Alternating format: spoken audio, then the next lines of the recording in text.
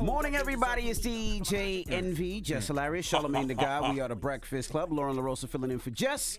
And let's get into some front page news. Good morning, Morgan. Good morning, good morning. Happy Tuesday, isn't it?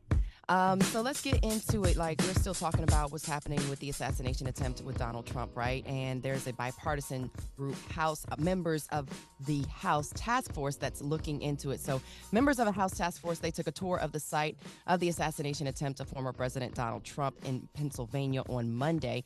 Pennsylvania Republican Mike Kelly said both sides of the aisle are working together on this. Colorado Democrat Jason Crow said political allegiances shouldn't matter when it comes to this. Florida Republican Laurel Lee said being on site is eye-opening. California Democrat Lou Carrera said politicians shouldn't be afraid. And Maryland Democrat Glenn Ivey said both sides of the aisle coming together on this is important. Let's hear from those officials. There's not one person on this conference that's identifying just as a Republican or a Democrat. We're identifying as members of Congress on a task force with a task to restore the faith and trust and confidence the American people have to have. You don't have to be a Democrat or a Republican or an unaffiliated to say that there's no room for political violence in America. To actually walk these grounds, to see this area, to get an understanding of the physical space and where this security shortcoming took place. And I'll tell you, for many of us, it raises more questions than we came here with today, because we can see it's not a large place.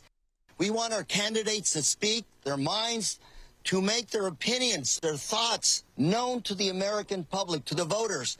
We don't want them to be afraid to speak their minds. That I really appreciate the bipartisan nature and approach that we've taken so far with this task force. As Congressman Crow stated, we had a 416-0 vote, and I thought it was the right way to get started, and I think it sent the right message to the American people. So the July 13th shooting at Butler Farm Showgrounds killed one person and left Trump and two others injured. The bipartisan task force said it toured the grounds in an effort not only to understand what went wrong that day, but to ensure accountability and to prevent such an incident from happening again. A final report from that task force is expected by December. Yeah, I agree. There's no place for political violence in this country. So, you know, that's why Trump has to stop the rhetoric that may lead to political violence, because you create an environment that's not even safe for you. And it's so, when you said that was July, what, Morgan? Yeah, July 13th. Damn, that seemed like so long ago. Remember when it seemed like it was yesterday, right? Remember when they tried to assassinate a former president way back when? And it's funny how so many people don't believe that it happened. That actually happened. Yeah. Like we didn't see it. Like someone didn't die. Yeah. So speaking. Go ahead. I was going to say, it's just kind of crazy to hear them keep trying to figure out, like, why this happened and how this happened. It's like, kind of, you can track all of it. I mean, you could see it. I mean, it was all documented. The sad thing is they all should have been fired. I mean, this is the president. This is the one job that they're supposed to be preparing for their whole life for this. And obviously, preparation wasn't. Somebody did get fired. Who was the head of the Secret Service, right? She stepped down before they fired her, I thought. Didn't she resign, or did they let her go? Same difference. Oh, they were going to call for her to get fired regardless. Right, they were calling for it. As President Biden, President Biden stepped down too. I put step down in air quotes. He stepped down as well. All right. Well, speaking of shootings, meanwhile, a Kentucky judge is dismissing some of the core charges against two former cops involved in the 2020 death of, say her name, Breonna Taylor. Former Detective Joshua James and former Sergeant Kyle Meany allegedly falsified an arrest warrant for Taylor's residence. When police wrongfully entered the apartment, Taylor's boyfriend, who believed they were intruders, fired several shots. Now, Taylor was killed by officers returning fire. On Friday, a judge ruled Taylor's death was triggered not by the officers, but the actions of her boyfriend, not the two officers who allegedly falsified the warrant in the beginning. So meanwhile, James and Meany, they do face other charges. The felony counts against them, however, have been dismissed. What human wouldn't do the same thing as Breonna Taylor's boyfriend if you were in your house and, you know, just some unexpected intruders kicked in your door? What is the whole point of the Second Amendment? That's right. That is the reason. I don't know it's police. Y'all didn't announce yourselves. You just kicked in my door, storming in. What am I supposed to do? Exactly what defend myself. That's right. It's after everything that we found out, they still are able to get somebody off. It's kind of insane. Well, that's the stories that I have for that one, but I'll add one more. It looks like we're looking for one more. A new study finds that as much as 2/3 of infant and toddler food sold in the U.S. supermarket is unhealthy. Now, the Georgia Institute for Global Health looked at 651 food products sold in 10 different grocery store chains, found all of them made prohibited claims on packaging. Some 70% didn't meet nutritional requirements, and more than 40% had more sugar than recommended. Some didn't have enough calories, and others had too much sodium. So watch what you're feeding the babies. They do not care about keeping us healthy. They care about staying rich. None of these companies care at all. They are not thinking about, what is going on in our bodies. All they care about is what's going on in their bank accounts.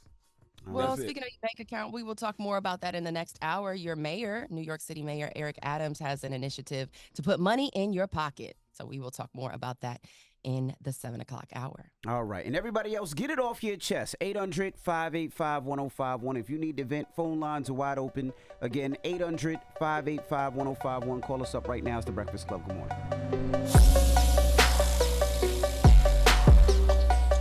Morning, everybody. It's DJ NV, Jess Hilarious, Charlamagne the Guy. We are The Breakfast Club. Lauren LaRosa is filling in for Jess. And let's get back in some front page news. What's up, Morgan?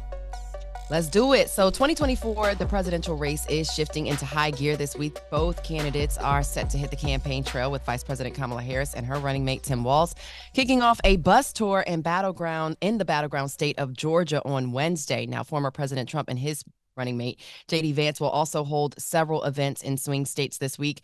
Vance will deliver remarks at a campaign stop in Big Rapids, Michigan today, and Trump spoke in Detroit yesterday. The former president framed the 2024 election as a fight between communism and freedom.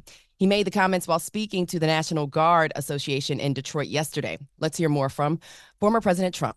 We will restore world peace, and it will be again peace through strength. Kamala Harris, Joe Biden, the humiliation in Afghanistan set off the collapse of American credibility and respect all around the world.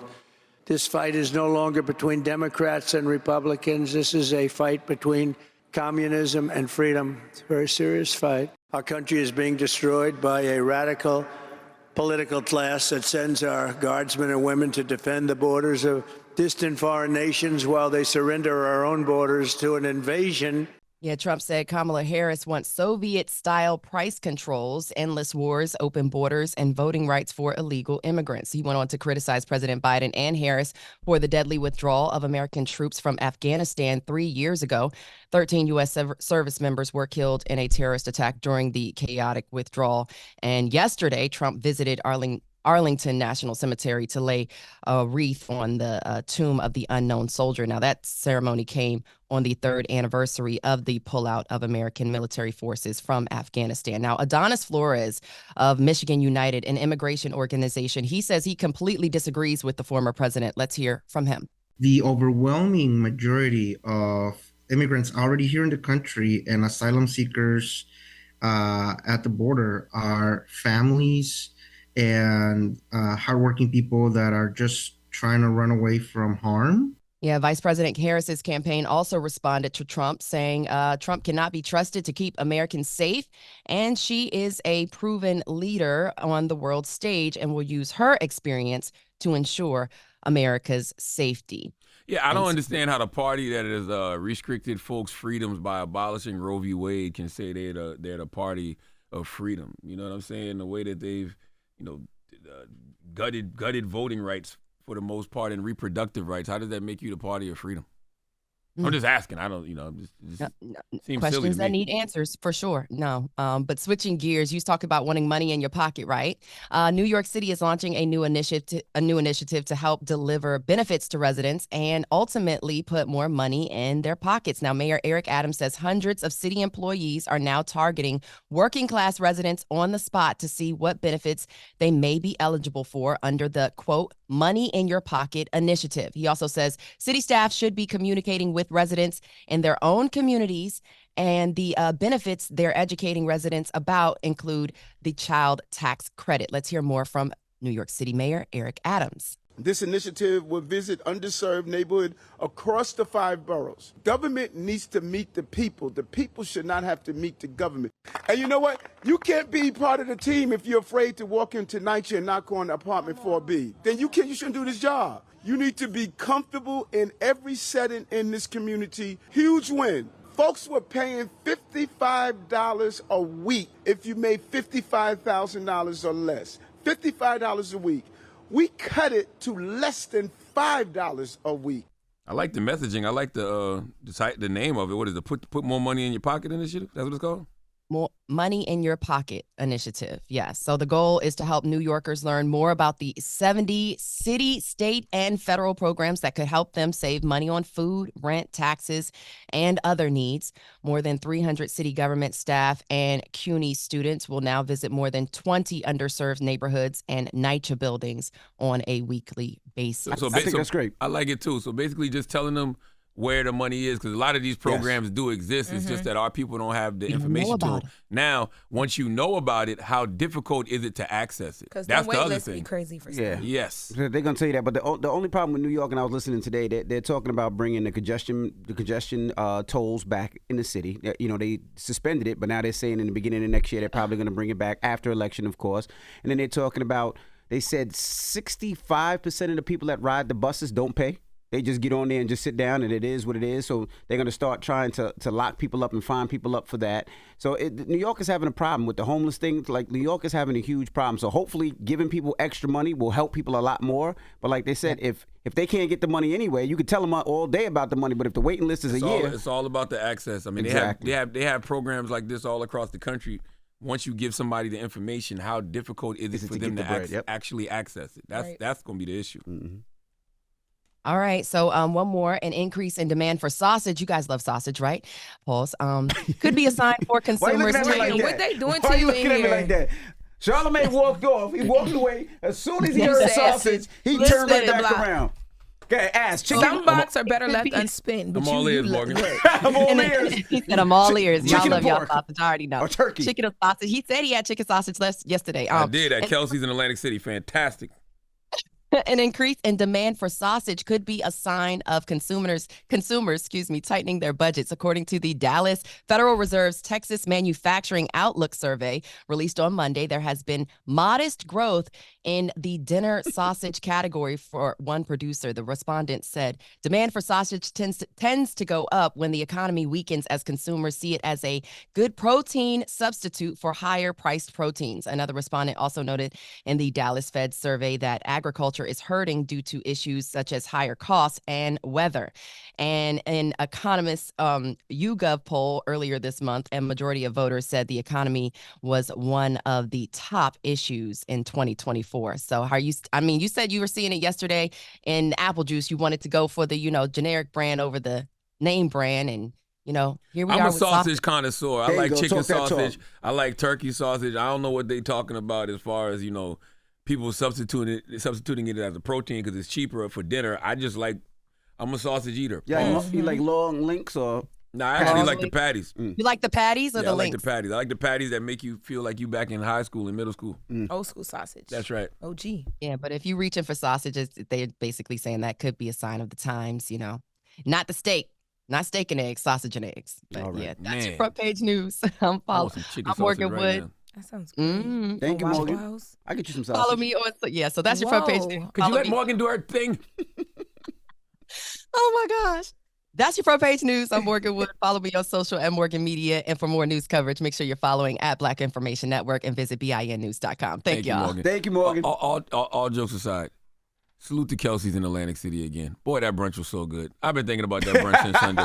You know how you leave a place and you're like, damn, I should have took some of it home. Yeah, that brunch was so good. I had that shrimp and grits with the turkey sausage in it and the brown gravy. Man, with the chicken sausage and the two fresh homemade biscuits, man, and that sweet potato waffle. Lord have mercy. Salute to Kelsey's, man. All right. Now, let's open up the phone lines.